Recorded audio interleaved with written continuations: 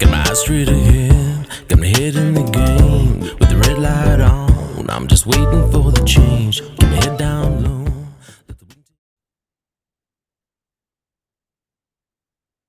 I believe globalists have launched an insidious plot, I'll call it that, where they use indigenous cultures in Western countries such as Australia, Canada, and they use these indigenous cultures to divide the nations that they're from.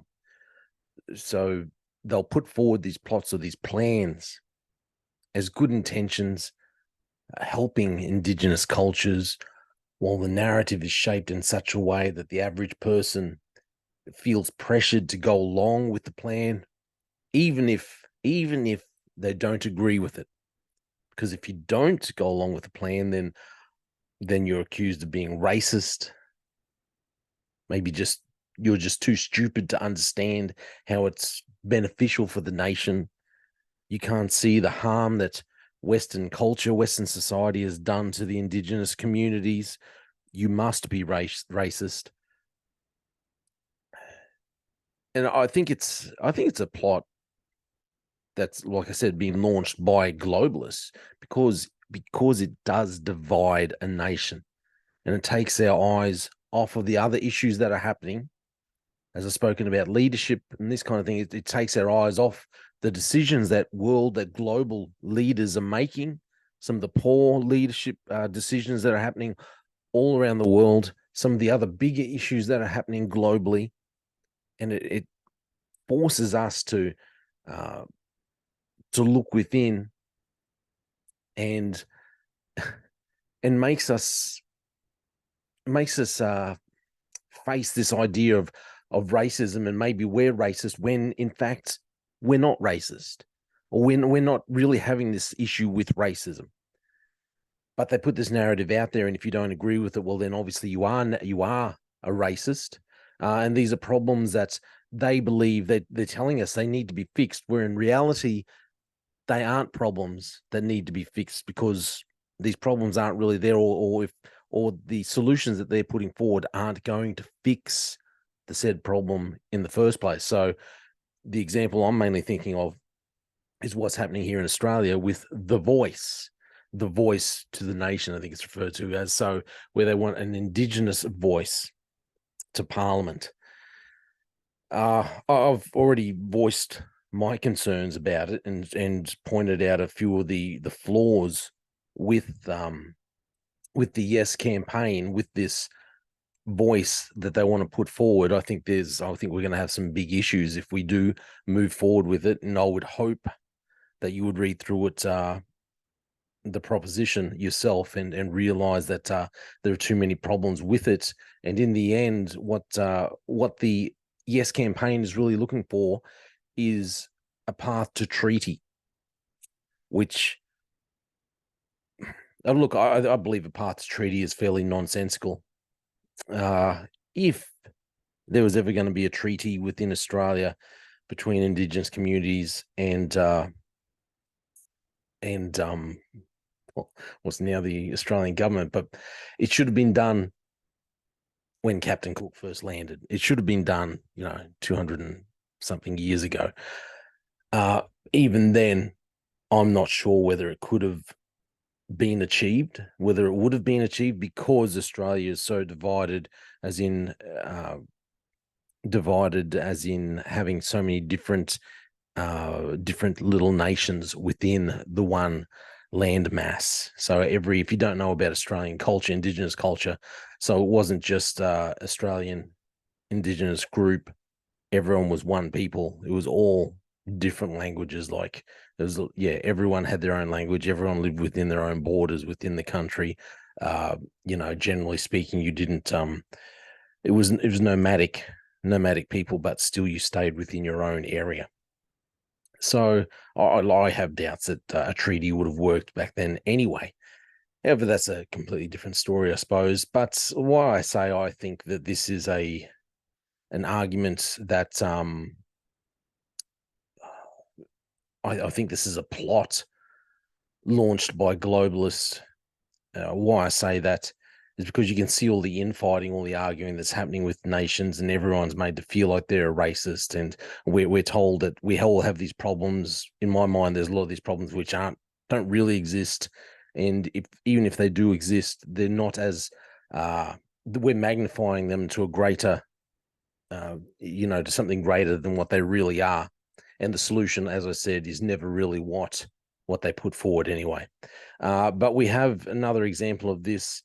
Being told that we have this problem that's not really a problem, and yet it's also them another example of the gaslighting that goes on in places, especially in Western culture, when we're told no, even though I said this, I meant exactly the opposite, or I didn't mean that. I know it looks like I said that. I know that's the words that I said, but don't believe that that's what I meant. Just because I said it was black, I actually meant it was white, even though the word I said was black. That's that's what it comes across as. It's crazy times. But hey, look, let's have a look at this post here. So this headline. So the Yes campaign leader calls in lawyers after Insta post. This is her here, Indigenous campaigner. Okay, Marsha Langton. Think her name, yeah, Marsha Langton. So Indigenous leader Marsha Langton wants the federal opposition leader, as in Peter Dutton, to remove a social media image claiming she branded no voters racist and stupid. Racist and stupid. So the image of Professor Langton standing next to Prime Minister Anthony Albanese includes the words "No voters branded racist, stupid" by prominent Voice campaigner Marsha Langton below the logo of the Australian newspaper. I will have to ask a lawyer, she says, to write to Peter Dutton requesting that he remove the post from his Instagram because it is absolutely not true. It's absolutely not true. Professor Langton told ABC Radio on Wednesday. ABC, the gatekeepers of truth in this nation. They're part of the gatekeepers. They decide what is actually true and what's not. Just because you read it in black and white doesn't mean it's true. Just because you hear it with your own ears, unless the ABC says it's true, don't believe it.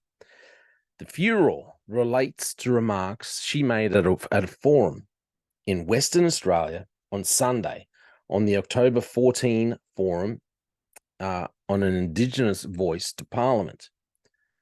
Anyway, every time, this is her words, every time the no cases raise their arguments, if you start pulling it apart, so she's talking about the cases, I suppose, you get down to base racism. I'm sorry to say that's where it lands, or sheer stupidity, Professor Langton told the forum. So like I said, I think these campaigns are all launched. I think this is really a plan. Conspiracy by globalists, launched in order to divide Western cultures, Western nations. Okay, we all get divided because we all want to support our local Indigenous cultures, but we go about supporting them the wrong way. But it just divides the nation with arguments of racism in the end. Anyway, it says if going on, it says if you look at any respectable fact checker, every one of them says the no case is substantially false. They are lying to you. The no case. So look, I've said repeatedly, I believe you should vote no. I will be voting no for the voice. But it's saying substantially false. It's not that hard to look up, to read through the proposition and see the flaws in their arguments, and see how it can take us down. It'll be the start of the slippery slope of where it takes this nation and the problems that it will raise, the problems it will cause. Anyway, Deputy Liberal leader Susan Ley told Parliament on Tuesday Professor Langton had labelled those advocating a no position as racist or stupid. Go back to her words. Every time the no cases raise their arguments, so She's saying their arguments, the people. That means the people. If you start pulling it apart, their arguments apart, you get down to base racism. Doesn't that sound like she's calling them racist? That's what that does what it sounds like. And she says, or sheer stupidity. It sounds. I would have jumped to the conclusion that she's calling me racist or stupid. That's what it seems like. Going on. I challenge anyone to consider those remarks and not feel insulted by them, she told Sky News on Wednesday, adding that the coalition wasn't part of the official No campaign. Ms. Lay also repeated her call for Indigenous Australians Minister Linda Burney to remove Professor Langton from the government's referendum working group for denigrating the No campaign. We need a respectful debate. Treasurer Jim Chalmers accused Mr. Dutton of distributing misinformation during the Voice campaign. The leader of the opposition has taken the weirdest whispers. Doesn't seem like a weird whisper. Seems like this is a word she said, and they're drawing a fairly logical conclusion from what she said. It's a fairly straight line to that conclusion. It's what it seems like to me. So the weirdest whispers from the further fringes of social media and legitimize them. Further fringes of social media and amplify them. Where was it saying that she spoke, that she was talking to? She was talking at a referendum on an Indigenous voice to Parliament at a forum in Western Australia. How is that the weirdest fringes of social media? Further fringes of social media. He goes on saying this will drag out for as long as possible so the leader of the opposition can drip more poison into the well. That's how he seeks to divide and diminish this country and reap a political dividend. The Treasurer said the referendum would be a once-in-a-generation opportunity to create meaningful change. You see even the way he words everything here. If you don't vote for it, you're not helping create meaningful change. How dare you? How dare you not help create meaningful change? It'll be meaningful, all right, and it's not going to be good meaning. Professor Langton said her comments were taken out of context and were referring to no campaign tactics, not people intending to vote no. Taken out of context, yes. There is a recording of what I said at the Bunbury meeting, and what I said is very clear. I was explaining how the No campaign is using fear and lies to frighten voters into voting no. Now, look, maybe they are. Okay, I don't doubt that they are using a bit of fear and maybe some lies. However, the Yes campaign is very much using fear as well. You look at, like I said, what the minister has set up here. You're going to be a part. This is a once in a generation opportunity to create meaningful change.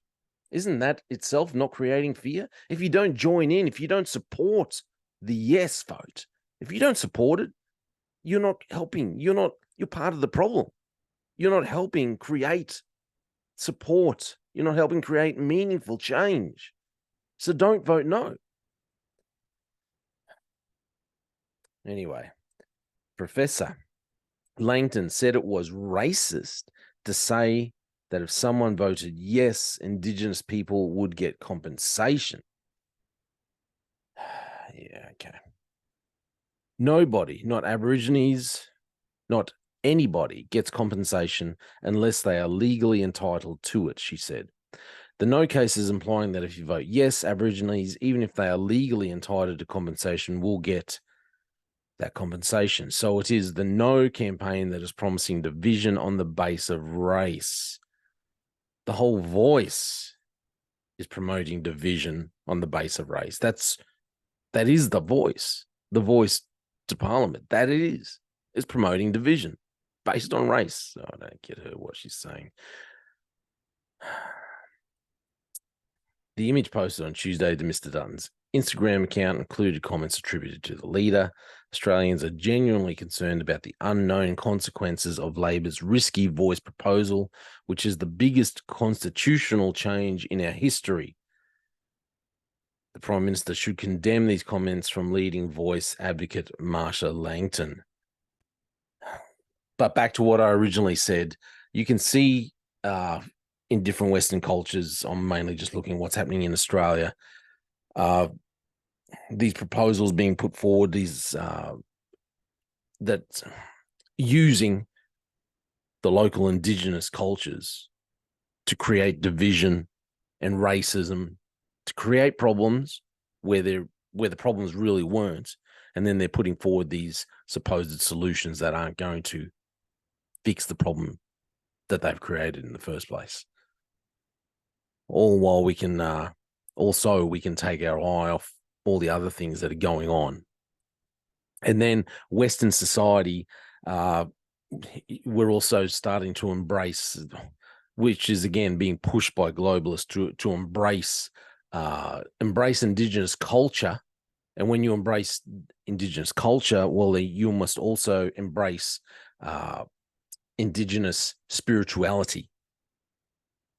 But this is what the globalists want. They want to create division within individual nations, so we're not watching what else is going on globally. And the more division they cause, the more problems they cause, then they can come forward with these solutions, these global solutions. Because at the end of it all, it's all still pushing towards the Great Reset. They're taking us down that path of the Great Reset, causing all these problems within the nations, and they'll come forward with these solutions because they've already caused the problems and say, well, we have the perfect solution. We just need a one world government. We just need a one world leader. That's my opinion anyway. You let me know what you think. I'm still voting no. So apparently if I vote no, and if I tell you I think you should vote no, am I racist and stupid, am I? Or is Professor Langton just causing division, just being used by the globalists to push forward the globalist agenda, dividing nations? You let me know what you think. Thank you for listening to The Slippery Slope.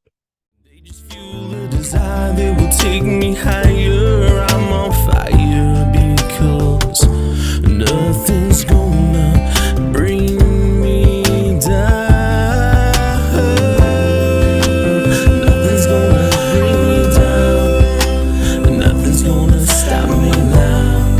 No more demons to be done. Nothing's gonna just focus on me goal. Nothing's gonna stop me now. Nothing's gonna hold me down. Got my eye on the prize. Got my eye on